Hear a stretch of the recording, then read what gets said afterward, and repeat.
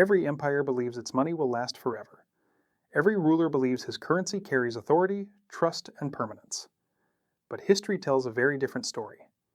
Empires rise with confidence. They build armies, cities, laws, and currencies stamped with the faces of kings. And for a time, that money works. People trade with it, soldiers fight for it, taxes are paid with it. But then, slowly, something begins to crack. Wars grow longer, expenses grow heavier, and rulers face a choice they have faced for thousands of years. Raise taxes and risk rebellion, or destroy the value of their own money quietly. Again and again, they choose the second option. And every time that happens, gold returns. Not because gold is magical, but because gold does not belong to empires. Empires belong to gold. Let's go back. Imagine Europe centuries ago. Foggy streets. Church bells echoing through stone cities. Merchants opening wooden shops. Carts rolling over uneven roads. Kings ruled by divine right. Their word was law, and their coins carried their faces. Silver and gold coins were the foundation of trade, but wars were constant. Borders shifted, dynasties fought endlessly, armies were expensive, cannons, armor, horses, food, wages. War drained treasuries faster than any palace could refill them. At first, rulers did the honest thing. They collected real gold and silver. They borrowed from merchants. They taxed their people. But honesty has limits when wars never end. So they discovered a dangerous solution.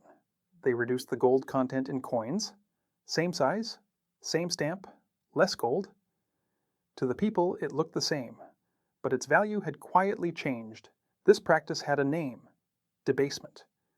Kings told themselves it was temporary, just enough to fund this war, just enough to survive this crisis. But once started, it never stopped. Prices rose, merchants noticed. Soldiers demanded more pay. Citizens felt poorer but could not explain why. Trust began to fade. When trust fades, money stops being money. And that is when gold begins to disappear from markets. Not vanish, just hide. People stopped spending gold. They saved it, they buried it, they sent it across borders. Bad money circulated. Good money vanished. This happened so often that it became a rule of history. Whenever governments weaken money, gold leaves circulation. Empires blamed merchants. They blamed hoarders. They blamed foreigners. But the real problem was never gold. It was power without discipline. Now imagine the battlefield. Soldiers sharpening swords, cannons being cast, armor hammered into shape.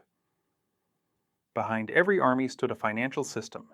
Soldiers did not fight for honor alone. They fought for pay, and that pay came from somewhere. Bankers, merchants, moneylenders. War was not only fought on fields, it was fought in ledgers, Venice, Genoa, Amsterdam, ports filled with ships carrying weapons, food, silver, and gold. Merchants did business with enemies and allies alike. They understood something kings never fully did. Wars end, gold remains. A banker did not care which flag flew over a city. He cared who would repay the loan. Neutrality was power. Kings needed money immediately. Bankers could provide it, but at a price: interest. Debt became the hidden engine of empire.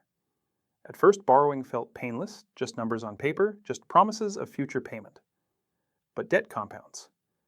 And when wars went badly, repayment became impossible. So rulers returned to the same solution: destroy the currency, print more, debase more, promise more.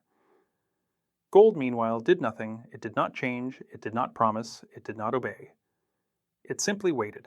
When paper money collapsed, gold reappeared, again and again and again. Fast forward, the 30 Years' War.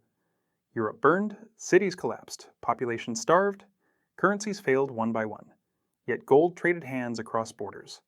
Quietly, reliably. Empires fell. Gold survived. Then came industrial wars. Larger armies, larger weapons, larger debts. Governments discovered paper money.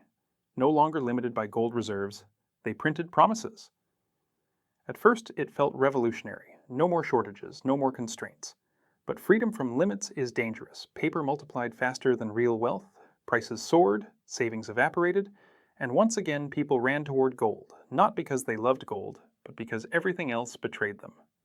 Look at France. Revolution, chaos, currency collapse. Gold became forbidden, then priceless. Look at Germany after World War I, wheelbarrows of cash, worthless paper, gold-bought homes. Look at every empire that tried to cheat reality. Reality always collects its debt. Gold is not wealth itself, it is memory, it remembers every failure. Modern empires believed they were smarter. Central banks, complex models, digital systems.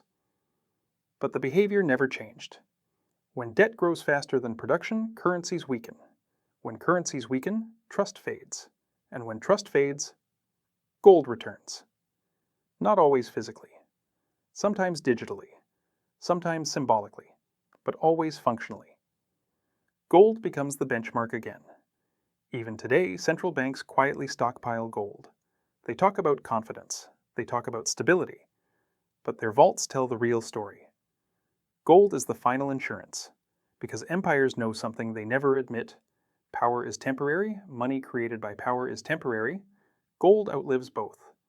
Empires fall not because they lose battles. They fall because they lose discipline. They spend what they do not have. They promise what they cannot deliver. Gold never promises. It simply exists. That is why every collapse ends the same way. Currencies disappear, borders change, flags fall, and gold returns. Not as a savior, but as a reminder that no empire can print its way out of reality, and no ruler can command trust once it is broken. History does not repeat because people forget. It repeats because power always believes this time will be different. It never is. And when the empire finally falls, gold is still there, waiting. This is Kings and Capital. If you want to understand how power and money shape history, stay with us.